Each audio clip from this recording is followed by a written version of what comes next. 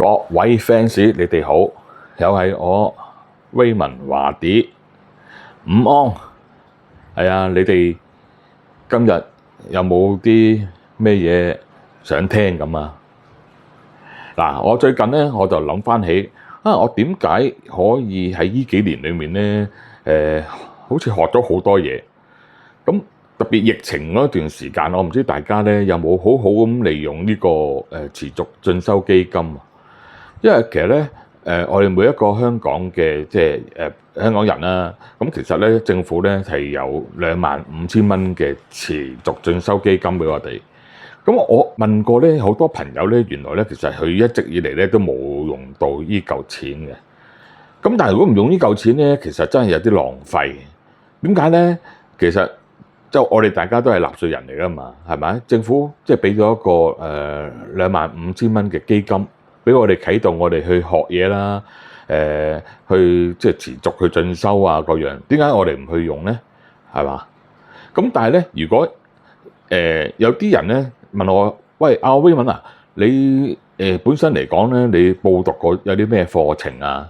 嗱，我印象中啦嚇，印象中咁我喺疫情前咧，我就去報讀咗一個導賞生態嘅課程。咁呢個導賞生態嘅課程咧，其實咧就即係講緊係可能8,000零蚊到啦咁。咁但係因為咧，我之前咧較早前咧，我就再喺疫情前之後咧，我就自己報讀咗個電工嘅A 牌課程。咁嗰個課程裡面咧，係我第一次用一個持續進修基金嘅錢去報讀嘅。咁當時咧嗰個電工協會嗰度咧，佢又辦咗一個咁嘅電工嘅A 牌嘅行業啦，咁就去報讀咗。咁報讀咗咧嗰一段時間咧，就我頭先講過啦，有25,000蚊嘛。咁嗰個電工 A 牌嗰個課程咧，就大概係12,000度啦。當時12,000度，咁就咧就佢會第一次咧可以 cam 咧就 cam 翻一個85% 嘅咁餘下嘅尾數咧就自己支付咁樣嘅。咁就其實換言之咧，其實都嗰個課程裡面咧如果係政府係確認咗嗰個課程係可以俾你哋去申報啊，去讀嘅時候咧，就其實就可以進行呢樣嘢噶啦。咁而第二樣嘢嘅時候咧，我自己覺得咧就話特別而家我哋50幾歲人啦，係咪啊？喺香港嗰度都咁多年，咁我哋咧其實可能過往裡面咧，我哋都係成日都勞勞役役咁樣去做嘢啊，係嘛？去養家啊，或者係甚至乎咧就都冇咩時間去進修自己咁但係以我自己個人為例咧，其實我就成日都想學唔同嘅嘢嘅咁就。如果真正係持續進修嗰個基金嗰度咧，其實我用咗兩次，一次頭先所講咧就話一個報讀一個電工 A 牌嘅課程啦。咁另外一個咧就係導賞生態嘅課程。咁我自己覺得諗咧就係話，第一個嗰個持續進修基金嗰個費用咧其實咧啟動咗之後咧，其實佢係好好嘅。如果假設你用唔晒嘅話咧，其實佢會係一路俾你第二次就會可以繼續用。咁第二次繼續用嘅話咧，咁你哋就可以一路 claim 翻落去政府啦咁樣。咁我自己睇咗咧，我就2021年啦，2021年咁就咧就真係第二次再去報讀咗一個咧，就一個叫做陸行生態導賞嘅課程。咁就一個咧，就佢哋咧就包括咗好多睇下啲山藝啊，睇下啲岩石啊，睇下啲動植物啊，咁好有系統咁樣去做嘅。咁特別疫情嗰一段時間啦，大家都知道，即係好多地方係即係 close 咗啊，或者好多地方裏面咧係已經啲人冇咗喺度嘅。冇咗喺度咧，佢哋通常都係有時候可能騰空咗好多地方，特別喺西貢啦。咁嗰段時間，我哋去西貢去行山好，去觀鳥啦，又去睇啲河溪啦咁。佢哋都好多地方俾我哋睇咁我自己覺得都大開眼界嘅。咁呢個就係我自己嘅興趣啦，係咪？呢個興趣咁就我覺得喺第二次嗰時咧，我用咗呢個費用。咁啊都用唔晒嘅，嗰25000都係用唔晒，係嘛？咁但係用唔晒之餘咧，咁就我自己都仲有少少嘅持續進修基金嘅課程喺度。咁啊換言之，你咪再睇下咯。咁睇下你自己中意啲乜嘢，有啲係語言啦，有啲甚至乎咧係可能揸車都有嘅，其實揸車都有得 cam 嚇。咁你可以睇下而家係上網睇下2026年嗰個持續進修基金裏面咧嗰個課程啦。咁其實我覺得好值得去用啊，好值得去用。咁用完之後咧，其實你自己一生都都會好受用。咁如果你自己中意睇學術性嘅，咪學術性咯。咁我第一次去報讀嗰個，因為我嗰陣時我做LED 嗰啲即係工程工作啦。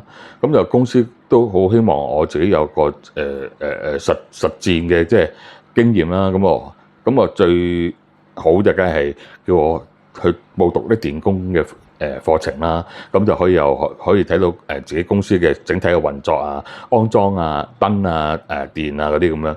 咁嗰段時間我都即係都好辛苦嘅，坦白講。咁又要工作啊，又要係抽自己時間去報讀啊。咁同埋有啲課程係比較係好悶嘅嚇。咁但係冇辦法啦。咁始終我第一次嗰時候即係為自己工作上嘅需要去報讀。咁就用咗嗰個持續進修基金嘅費用去報讀，而第二次嘅時候咧，我就自己有選擇啦，選擇翻自己真係身體導賞啦。咁我中意行山啊嘛，咁行山裏面咧嗰個機構裏面咧，佢哋都有嘅。嗱，第二個呢個想俾大家睇就係呢個，係咪睇唔睇到？睇呢個啊，呢個咧就係中國香港攀山及攀登總會有限公司頒發嘅訓練證書嚟嘅。咁呢個咧其實係講緊係一個1級山藝訓練嘅。咁佢咧就包括咗去可以帶啲小組啊，啲人去行山啦。咁同埋你知早排有多行山都有好多意外啊。咁好多人都即係好夠膽一個人就自己走去行山啊。咁啊跟住有啲就為咗可能打下卡咁啊。咁啊跟住咧就好危險咁樣，其實就可能碌咗落嚟啊，或者係有啲意外啊。咁甚至乎咧佢哋自己都好危險咁樣一個人行山梗係唔好啦。咁佢哋有時候會迷失咗路啊。咁可能要揾嗰啲消防員啊，或者係嗰啲救護人員去搜尋自己啊。咁啊其實都費事失事嘅。咁所以我覺得有多嘢咧，特別而家我哋50幾歲嘅人嚟咧，我哋都要自己去好好即係保重自己嘅身體啦。咁之餘咧，其實都係啟發自己嘅啲興趣咯。咁我自己話呢個持續進修基金嘅課程，我就攞咗2次啦。但係其他嗰啲我可能有啲課程係冇嘅，咁但係自己想讀嘅，咁我又學下國畫啦，係嘛？咁有啲朋友可能都知道我一段時間我自己喺網上自學國畫，咁啊畫咗好多幅國畫噶啦，已經一路畫啊。咁我自己覺得個興趣又好開心啊，咁啊又完成咗一個課程。咁就一路自己去再睇下咯，係嘛？睇下自己有啲咩啱可以學嘅，咪學多啲。咁學咗之後咧，其實都係始終係自己嘅，冇人攞走嚟嘅。咁甚至乎而家我去到而家今年咧2026年係嘛？2026年，咁我就自己打算話想改善下自己嘅口才啦，或者係即係嘗試下拍下啲 YouTube 啦。咁啊製作下啲影片啦，咁我都係好開心嘅嚇。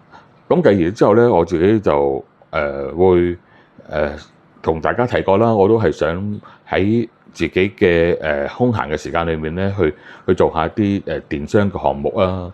咁而家都密鑼緊鼓去籌備緊去計劃下，睇下我自己可以喺人生嘅往後。即係退休咗之後咧，我都可以有一個額外嘅收入啦，係嘛？咁啊，甚至乎我成日都話，24小時即係瞓覺瞓下都有一個收入。嗰啲收入可能有啲客戶同你去喺唔同嘅地方裏面去採購下你啲商品啦，咁係好玩嘅嚇。咁我覺得真係喺未來嘅往後好需要即係自己去學多啲嘢。咁希望大家同我一樣啦。咁你話俾我聽啦，睇下你哋考慮下有啲乜嘢想學嘅，或者有啲乜嘢係想做嘅，不妨留言俾我。咁我會有時間嘅時候，我都會大家可以彼此交流下，好嘛？好，今日就講到呢度先啦。咁如果喜歡我嘅頻道嘅多啲點讚係嘛，咁就訂閱係嘛，甚至乎咧就梗係多啲支持俾啲心啦，係嘛？等你啊，咁我就準備返工啦。咁啊，下次再傾啦，拜拜。